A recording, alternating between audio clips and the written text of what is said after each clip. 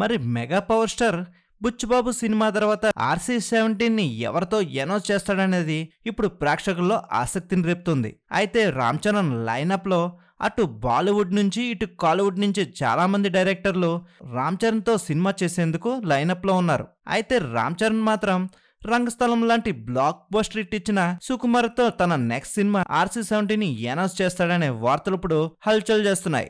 మరి సుకుమార్ విషయానికి వస్తే పుష్ప ది రూల్ మూవీలో చాలా బిజీగా ఉన్నాడు. అయితే సుకుమార్ రామ్ చరణ్ కోసం ఒక మాస్ కమర్షియల్ స్టోరీని రెడీ చేసినట్లు తెలుస్తుంది. మరి ఈ సినిమాని పట్టాలెక్కించడానికి బుచ్చిబాబు సినిమా అడ్డంగా ఉంది.